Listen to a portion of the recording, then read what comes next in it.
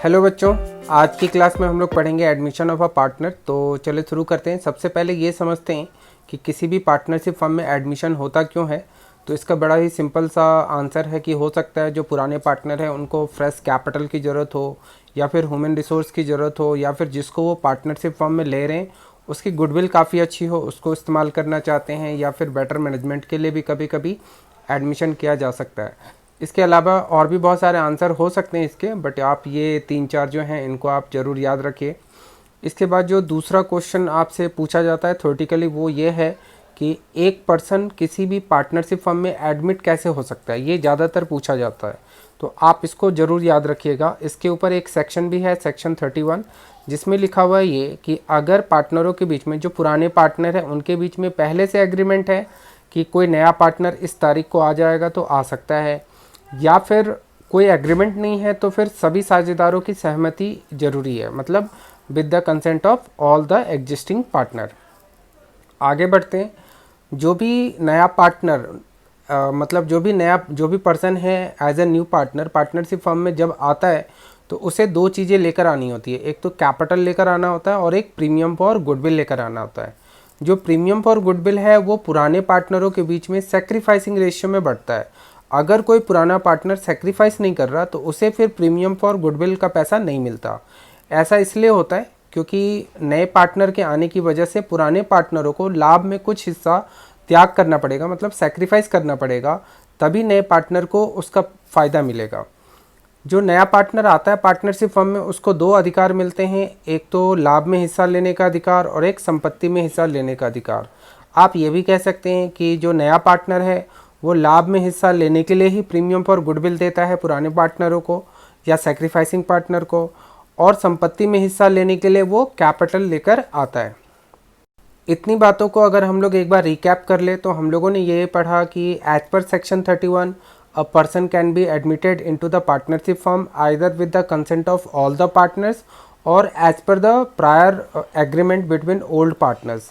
और जो नया पार्टनर पार्टनरशिप फर्म में आएगा तो फिर पुराना जो एग्रीमेंट है वो ख़त्म हो जाएगा और एक नया एग्रीमेंट बनेगा। तो इसका ये मतलब हुआ कि पार्टनरशिप फर्म रिकॉन्स्टिट्यूटेड हो जाता है। इसके अलावा अगर हम लोग ये जाने कि जब हम लोग पार्टनरशिप के क्वेश्चंस करेंगे तो कितने स्टेप हम लोगों को करने हैं, तो अगर हम लोग प्रॉपर स्टेप की बात करें तो 6 स्टेप हम लोगों को करने होते हैं। जो पहला स्टेप है वो तो न्यू प्रॉफिट शेयरिंग रेशियो आपको निकालना है, फिर आपको सेक्रीफाइसिंग रेशियो निकालना होगा, कुछ जर्नल एंट्रीज भी बनानी होती है, और उसके बाद रिवैल्यूएशन अकाउंट, फिर पार्टनर्स कैपिटल अकाउंट और एक रिवाइज बैलेंस शीट आपको बनानी होगी। जर्नल एंट्रीज जनरली कैपिटल और प्रीमियम फॉर गुडविल को लाने और प्रीमियम फॉर गुडविल को बांटने की ही बनती है। रिजर्व्स वगैरह की जर्नल एंट्रीज आप चाहें तो बना सकते हैं, वैसे क्वेश्चन में स्पेसिफिकली अगर लिखा होगा कि आपको ये जर्नल एंट्रीज बनानी है तभी आप बनाइएगा, अदरवाइज आपको बनाने की ज़रूरत नहीं पड़ती है। आगे बढ़ते हैं। अब हम लोग सीखते हैं कि न्यू प्रॉफिट शेयरिंग रेशियो कैसे करके निकाला जाता है। इसके लिए हम लोग एक क्वेश्चन लेते हैं। जैसे ए और बी पार्टनर हैं, उनकी प्रॉफिट शेयरिंग रेशियो 3:2 है। तो इसका ये मतलब हुआ कि ए का जो हिस्सा है वो 3/5 होगा और बी का जो हिस्सा है वो 2/5 होगा। अब ये 5 कहाँ से आया, तो जो रेशियो है ऊपर में उसको आप सम कर दीजिए। अगर इसी क्वेश्चन में मैं थोड़ा सा ये ऐड कर दूं कि सी ज्वाइन कर रहा है फर्म को 1/4 शेयर के लिए लाभ में, तो फिर न्यू प्रॉफिट शेयरिंग रेशियो कैसे निकालेंगे। फिर आपको एक प्रॉपर वे में इस क्वेश्चन को बनाना पड़ेगा। पहले आप लिखेंगे लेट द प्रॉफिट बी 1। मान लिया आपने कि प्रॉफिट 1 है तो उस 1 में से सी 1/4 ले जाएगा, इसीलिए प्रॉफिट क्या बचा, मतलब profit remain after C share क्या बच गया। तो फिर आप 1 में से 1/4 को माइनस कर दीजिए, 1 - 1/4, तो इसका आंसर आएगा 3/4। अब ये जो 3/4 है ये ए और बी का ज्वाइंट शेयर होगा, तो इसीलिए 3/4 को ही आप 3:2 में बांट दीजिए। वो कुछ इस तरीके से आप बांटेंगे और यही ए का न्यू रेशियो भी होगा। 3/4 मल्टीप्लाई 3/5 कर दीजिए। ये 3/4 जो है प्रॉफिट जो रिमेन बचा था ये कंबाइंड है ए और बी का हिस्सा। अब और उसके बाद अगर आप बी का रेशियो निकालें तो फिर से आपको वही करना है, 3/4 ले लीजिए इनटू में, फिर उसके बाद 2/5 कर दीजिए और फिर उसके बाद आ जाएगा 20। अब देखिए ए के रेशियो के नीचे भी 20 है और बी के रेशियो के नीचे भी 20 है। इसका मतलब कि दोनों का अगर सम करें तो 15 आ रहा है, तो 20 में से आप 15 माइनस कर दीजिए तो बचा कितना, 5। तो वो 5C को मिल जाएगा। और एक दूसरा तरीका भी मैं आपको बता देता हूँ। A का 9/20 है और B का कितना है, तो 6/20 आया। अब C का जो हिस्सा है क्वेश्चन के मुताबिक वो 1/4 है, यानी कि 1/4 है। तो इसके नीचे भी आपको 20 लेकर आना पड़ेगा। तो 20 आएगा कैसे, तो आप अगर इसको 5 से ऊपर नीचे मल्टीप्लाई करेंगे तो ही, क्योंकि जिसको आप नीचे अगर आपको 20 लाना है तो 5 से मल्टीप्लाई करना होगा, तो ऊपर भी फिर आपको मैथमेटिकली 5 से ही मल्टीप्लाई करना होगा। ये भी एक तरीका हो गया। तो 9:6:5 हो जाएगा न्यू रेशियो। 9 ये आप ऊपर का ले लीजिए, फिर 6 और फिर 5, और तीनों का अगर आप सम करेंगे तो भी 20 आ सकता है। मैं आपको एक और शॉर्टकट इसका बताता हूँ कि आप कैसे करके निकाल सकते हैं। हालांकि आप एग्ज़ाम में इस तरीके से बना नहीं सकते, बट मैं आपको ऐसे शॉर्टकट बता देता हूँ, आपको शायद पता भी होगा, फिर भी मैं आपको बता देता हूँ। जैसे देखिए, ए और बी पार्टनर हैं और इनकी जो प्रॉफिट शेयरिंग रेशियो है वो है 3:2। तो ये आप लिख लीजिए। उसके बाद सी ज्वाइन कर रहा है, तो सी जो ज्वाइन कर रहा है वो कितने के लिए ज्वाइन कर रहा है, तो 1/4 के लिए ज्वाइन कर रहा है। अब आप देखिए 4 में से 1 माइनस कर लीजिए, यानी कि जो नया पार्टनर है उसका जो रेशियो है ना, उसमें से आप माइनस कर लो। 4 में से 1 माइनस कीजिए तो 3 आया। अब इस 3 से आप सारा निकाल सकते हैं, कैसे वो मैं आपको बता देता हूँ।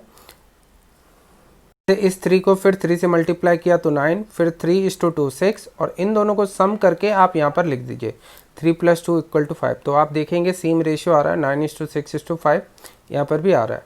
और भी इसके तरीके हैं बनाने के, बट आप ये प्रॉपर, ये वाला जो प्रॉपर वे है ना वो आप याद रखिएगा, और इधर का जो है वो एग्ज़ाम में आपको नहीं बनाना। क्वेश्चन एक और भी लेते हैं। जैसे ए बी पार्टनर है, प्रॉफिट शेयरिंग रेशियो 3:2 है। अब यहाँ पर सी ज्वाइन कर रहा है, लेकिन क्वेश्चन में लिखा हुआ है ए देगा 1/4 अपने हिस्से का, ऑफ लगा हुआ है, तो ये आप ध्यान दीजिएगा।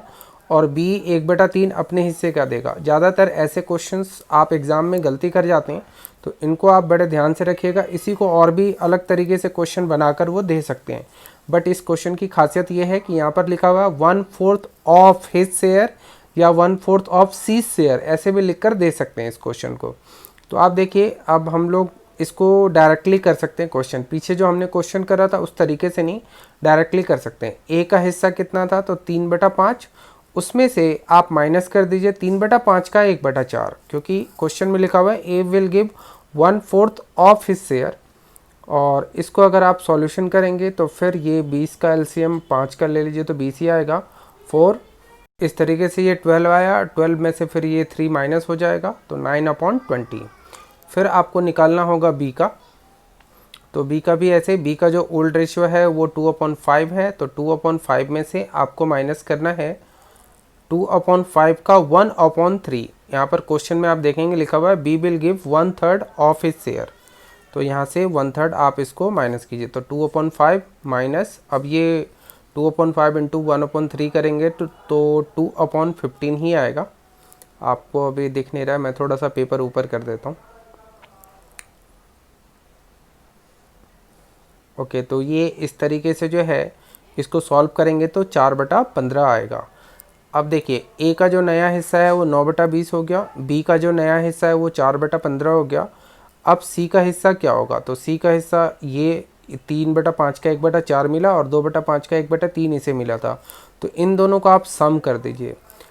ऐसे क्वेश्चन बड़े ही ट्रिकी से लगते हैं बच्चों को जनरली, बट आप ध्यान रखिएगा, आप 1-2 बार अगर इस क्वेश्चन को ध्यान से देखेंगे ना, इसके आंसर को करते हुए, तो आपको समझ में आ जाएगा। बस इसी तरह 2 ही 3 तरह के क्वेश्चन होते हैं न्यू PSR निकालने के, तो इनको जब आप सॉल्व कीजिए तो यहाँ पर इनका LCM आ जाएगा 60, एंड देन 60 से फिर आप इसको सॉल्व कर ले। मैं अभी आपको ये भी करके दिखा दूंगा एक कि कैसे करके होता है।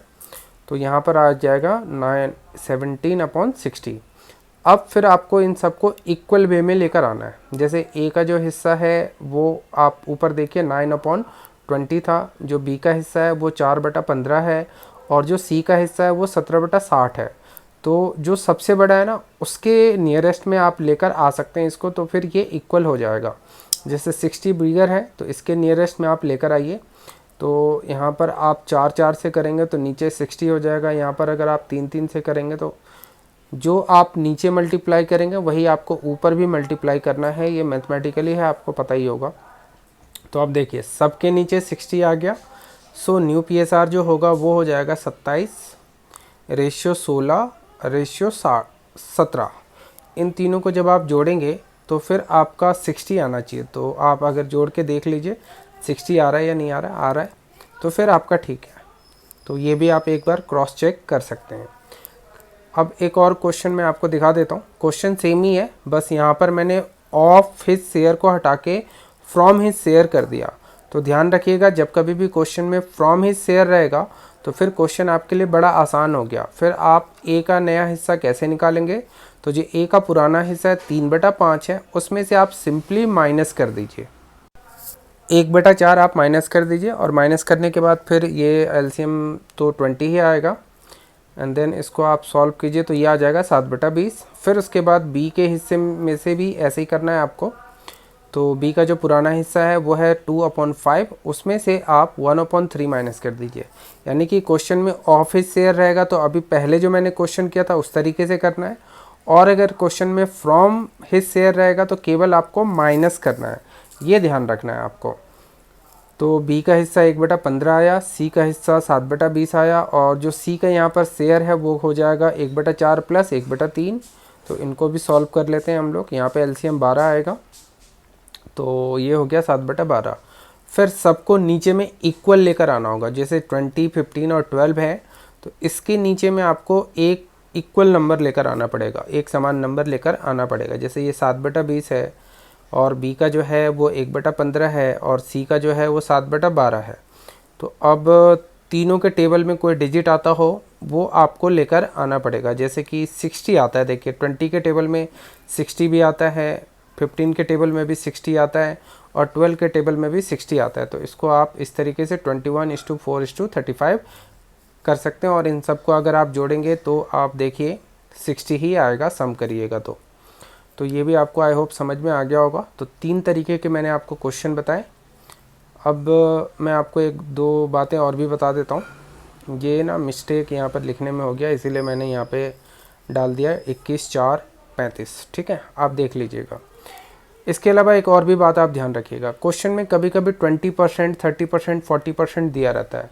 तो कोई भी परसेंट अगर आपको दिया रहेगा तो जैसे 20% है तो 20/100 कर लीजिए, यानी कि ये 1/5 है। तो है कि 20% अगर क्वेश्चन में दिया हुआ है तो आपने समझना है 1/5। ऐसे ही कभी कभी पैसे में भी दे देते हैं, जैसे 20 पैसे हैं तो वहाँ पर आपको ये समझना है कि ये 1/5 ही है। मैं आपको ये जो फ्रैक्शंस हैं इनके सम करने के लिए भी मैं आपको बता देता हूँ। जैसे 3/4 प्लस 2/7 है, अगर आपको आता है तो आप स्किप कर जाइए वीडियो को। कुछ बच्चे ऐसे हैं जिनको नहीं आता रहता है, इसीलिए मैंने ये आपको मैंने सोचा कि एक बार बता ही दूँ। तो देखिए 4 और 7 को आपको एलसीएम निकालना है। तो 4 और 7 का जब एलसीएम आप निकालेंगे तो फिर आ जाएगा ये 28, और फिर इसीलिए नीचे में फिर आपको लिखना है 28। अब आप देखिए क्या करना है। स्टेप 1, 28 को डिवाइड करना है आपने 4 से, तो फिर आपका आंसर आएगा 7, और उस 7 को फिर ऊपर से मल्टीप्लाई करना है, मतलब 3 है ऊपर तो उससे मल्टीप्लाई करना है तो 21। तो ऐसे ही आपको फिर सेकंड का भी करना है, प्लस है तो प्लस डालना है। फिर ये जैसे ये है तो फिर आपको 28 लेना है जो नीचे वाला, उससे डिवाइड करना है आपको 7 से, तो फिर आपका आंसर आएगा 4, एंड देन 4 को फिर ऊपर वाले से मल्टीप्लाई करके लिखना है। तो आई होप ये भी आपको बता दिया, वैसे तो शायद आपको पता ही होगा। तो thanks for watching the video, और अगर आपको ये वीडियो यूज़फुल लगा हो तो please like the video. Thank you so much. We will continue in a next class.